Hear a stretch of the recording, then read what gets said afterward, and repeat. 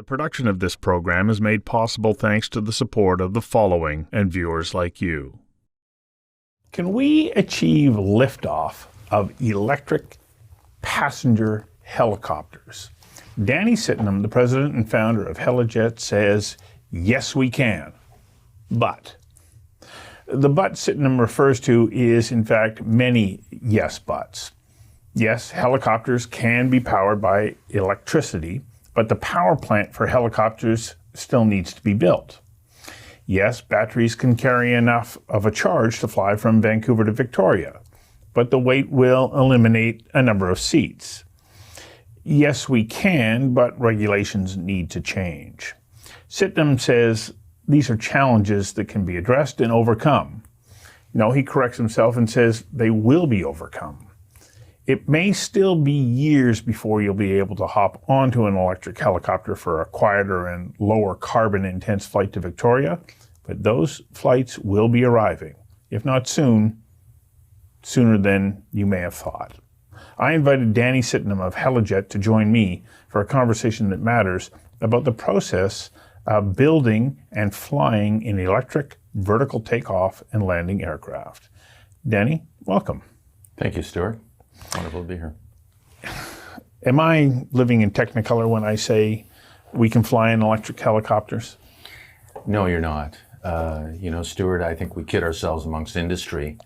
I think we all have been familiar that the Jetsons are here, and that's becoming a reality. We kid ourselves in our industry, but it's very much right in front of us, and it's, to your point, pretty close, a lot closer than the general public see, that electric or certainly sustainable power will be moving these aircraft through the air with passengers and cargo one day. So what are you doing specifically to help to advance and move us towards having electrical vertical takeoff and landing aircraft? Yeah. Well, a big play is the infrastructure required. You've got to land these vehicles somewhere, and you need to charge them at some point in time. So what we're spending more and more time is on our existing infrastructure. So the heliports that we manage and operate today, obviously in Vancouver and Victoria and Nanaimo, we're looking at how we can electrify that and start setting up that infrastructure to electrify it one day for electric vehicles, aircraft, I should say. In the meantime, we're making the baby steps by trying to transform our company into electric vehicles. So we can take you from the heliport up to the city in courtesy vans. So we've ordered courtesy vans. We're putting in charging stations at the heliport so you can charge your vehicle when you do come by and take a flight with us. And then develop the heliports to electrify it. So you're not focusing just on the aircraft? No. It's a company as a whole? Yeah, we're trying to move into that arena. We have some very, I'll say grandiose, but very, very opportunistic building infrastructures that we're looking at YVR that will become totally sustainable, electrifying and basically building the infrastructure and the mindset and the culture of our people that's where we're going. That's where we want to move the company to.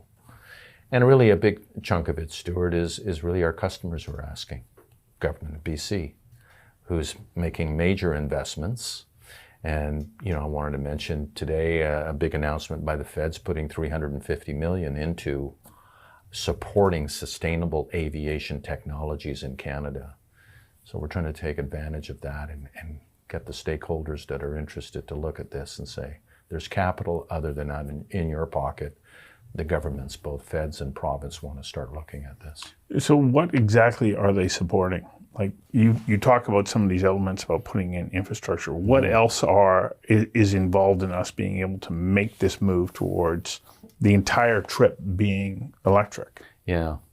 Well, a big key is convincing the people on the ground that live underneath it one day to look at it and not be a critic or a skeptic. So a lot of it is education right now.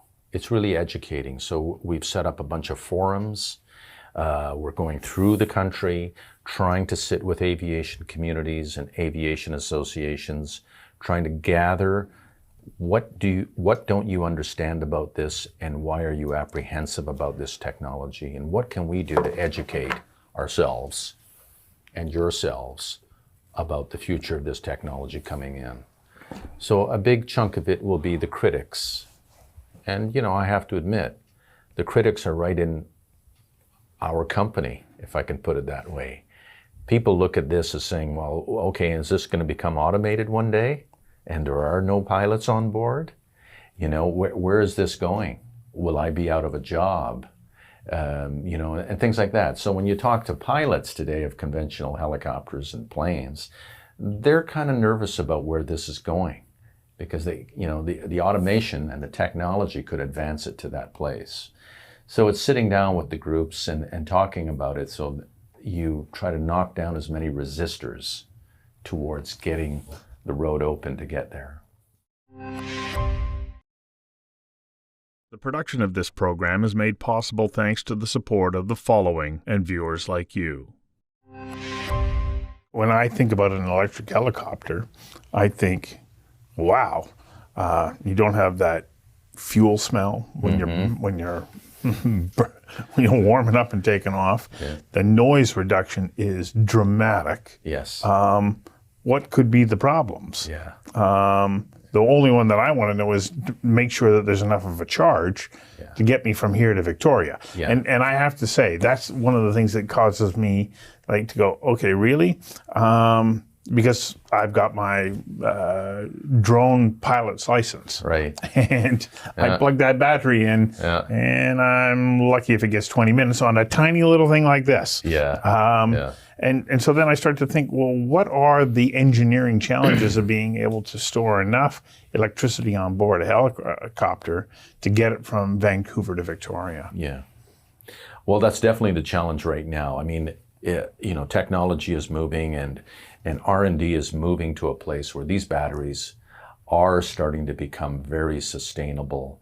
Obviously, you've got a battery that weighs a lot, that doesn't give the kind of energy output that a gas-powered engine does today. So you've got a big, massive weight penalty, okay?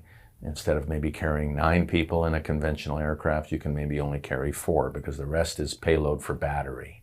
Ooh. To be able to give you a distance of, say, 100 nautical miles between a charge. Okay, so we're studying and working with 2 or 3 manufacturers now that we've shortlisted that we feel are just about there.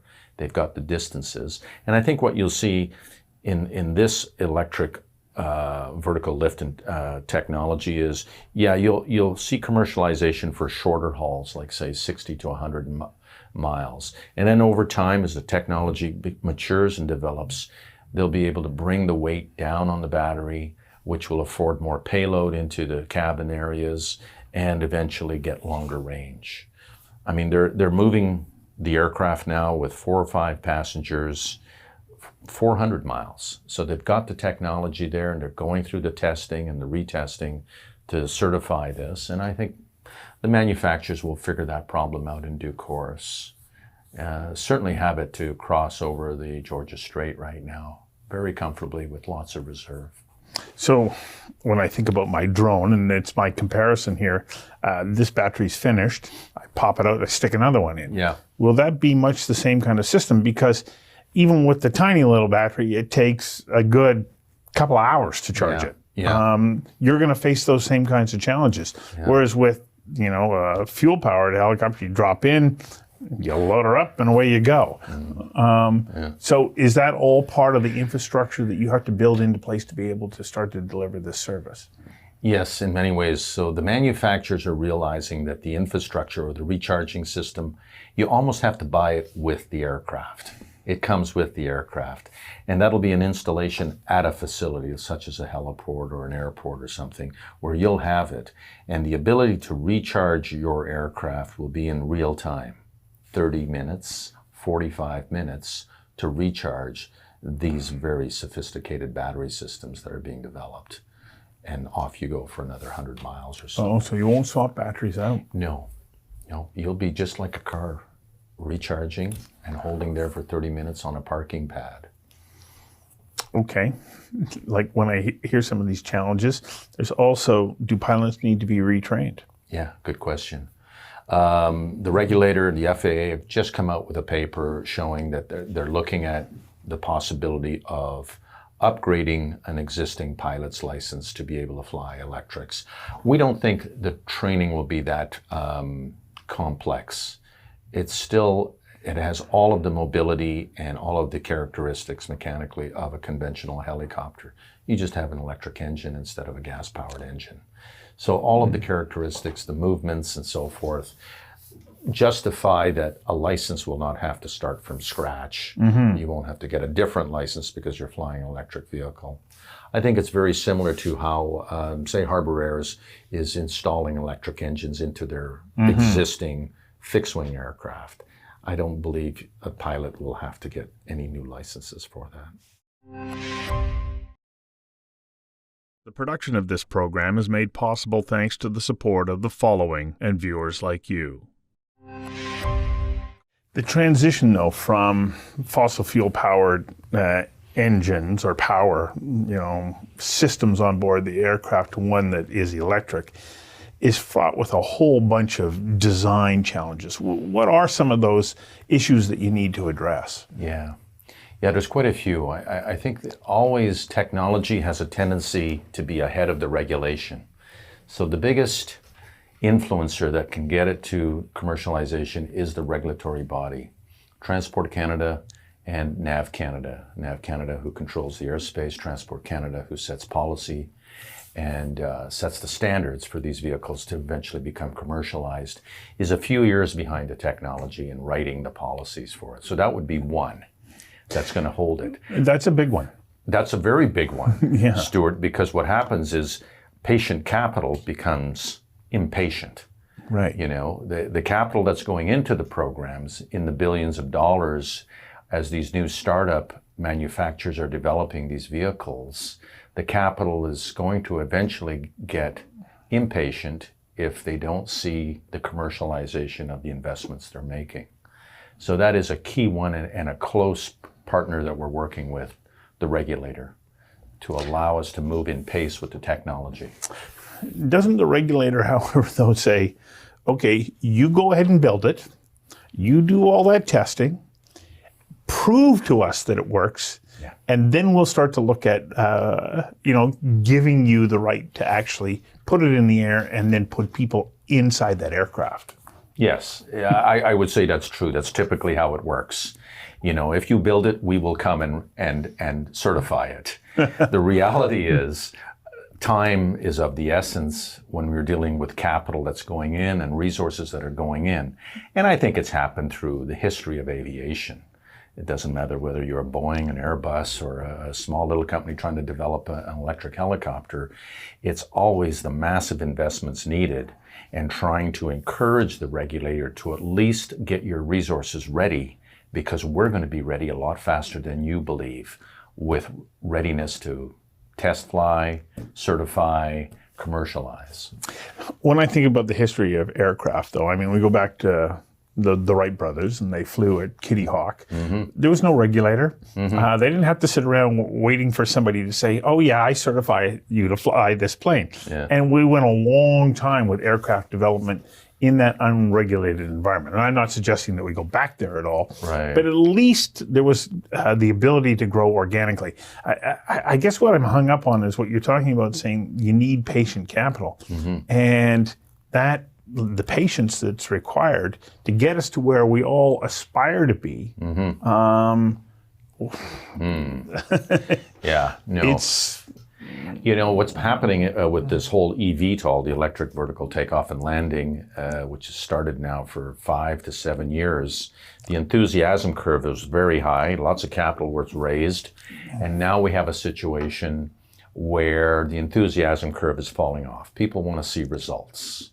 The technology is definitely there. It should be in the next 2 or 3 years that these certain vehicles are going to get commercialized. You're going to start seeing them fly. You'll hear about them flying around with people and cargo on board. 2 or 3 years, the FAA are typically leading the regulatory pact amongst other countries and jurisdictions. They're usually always ahead of the pack in looking at innovation and ways to get these commercial vehicles in the air and in the airspace. Then Canada comes along and typically will follow the FAA's rules, ICAO over in Europe and so forth in other jurisdictions. And that could be another 2 to 5 years behind the FAA. And that's where it starts dragging and the enthusiasm curve keeps falling on the capital to say, okay, I'm getting impatient here.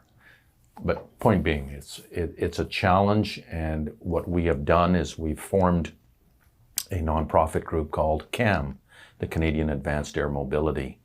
That body is trying to pull regulators in, communities in, stakeholders in, manufacturers, all to work in unison and in step with the commercialization of these vehicles, certainly in Canada. And I feel we're doing a good job in talking with Ottawa to say, look, we need resources now, because before you know it, you'll be getting applications ready for certification very shortly. So what's your motivation in doing this? Because at the moment, like, it's not mandated that you have to do it. Yeah. Why have you decided that this is a path that's worth exploring? I think it's the right thing to do, Stuart. I mean, I look at where we are and what we're doing in the footprint of aviation, that carbon footprint, and we're a major contributor to it. Mm-hmm. So I feel we need to do our part, and I think the vertical lift technology is becoming more and more important for urban operations and advanced air mobility. The helicopter is a very, very useful tool around the community, around the city. Hopefully we, have been able to convince travelers and other people that, it's a great tool to move around. Now, if we can turn it into a more sustainable vehicle, I'm all over it. I think that's wonderful. And I think it's the right thing to do. If we can convert these technologies and allow us to become commercialized, then we see the things you just mentioned. Lower cost per seat, quieter, okay? A carbon footprint that's, pretty well zero. Why not? Why wouldn't we want to spend time to do that for our children's children? Well, that is the reason, isn't it? Totally. The production of this program is made possible thanks to the support of the following and viewers like you. Slight little deviation from what we're talking about here, because it's talking about the right thing to do. Mm-hmm. You and your son have gone and created Helicopters Without Borders. Mm-hmm. Tell me about Helicopters Without Borders. What's its mandate, and why did the two of you go and make this happen? Yeah. So, Owen and I discussed it at length, discussed it with the family, and we said, it'd be wonderful if we could turn aviation to also doing something good for our communities. And at first we went to see my brother, who lives in Africa and is head of World Vision International there. And he's a big mentor to my son. And we said, look, if we can get this technology to help people, wouldn't that be a good thing as well? And use all of the advantages of this vertical lift technology.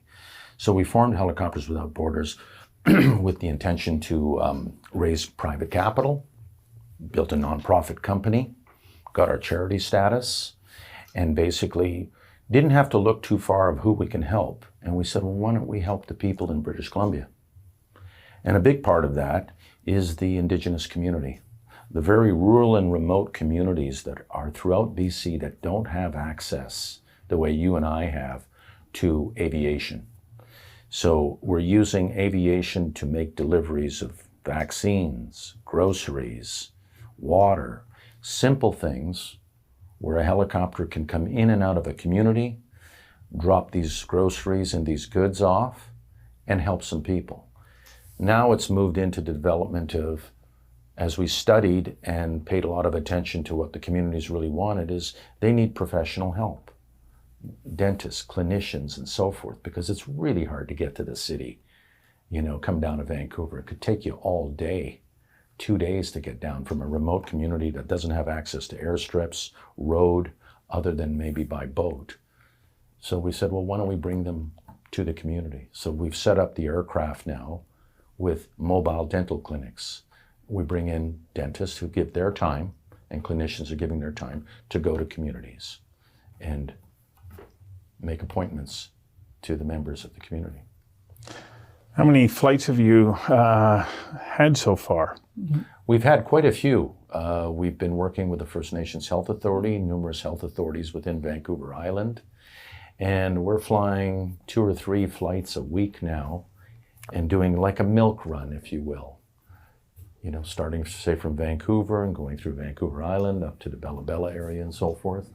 And everything we've seen, everything we've heard is people are really appreciating the opportunity to be able to have access to aviation in this form. So this is a service that you're providing without charge? Without cost.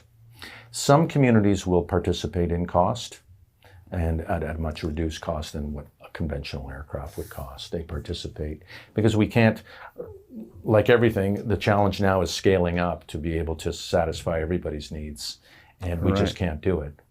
So we are asking for a little bit of money on certain flights and so forth. So you said not-for-profit, and you've got charity status. So how can people help you in the delivery of this much-needed health care and the delivery of essential elements of living a good life? Yeah. Well, there's 2 ways. One is, like most nonprofits, we need volunteers. So we're looking for volunteers to help us, and that can be right down to packing groceries, bringing things in, logistical issues that we need, you know, to sort through in delivering and making a mission happen.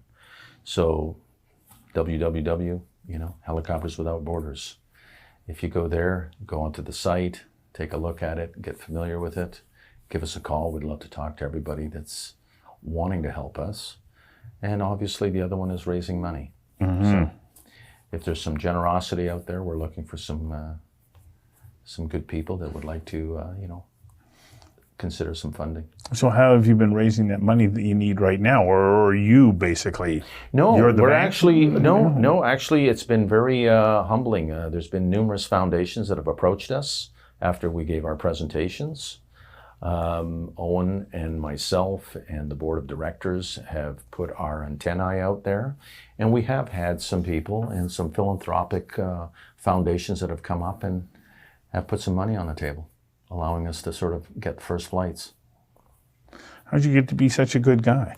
I think it's my father. Yeah. I think it's Dad. Yeah, he's always been there to help people, and I think we have just, you know, the communities have been very good to us. They've afforded us the opportunity to grow the programs that we've grown, and it's definitely wanting to give back a little bit back to the communities, and certainly the people that need it more so than you and I. Well, it goes back to what you said about doing the right thing when it comes to going electric, and also caring for other people. Yeah. Danny Sitnam, you're quite an inspiration to me, so thank you for coming in and having this conversation. Thanks, Stuart. Appreciate it.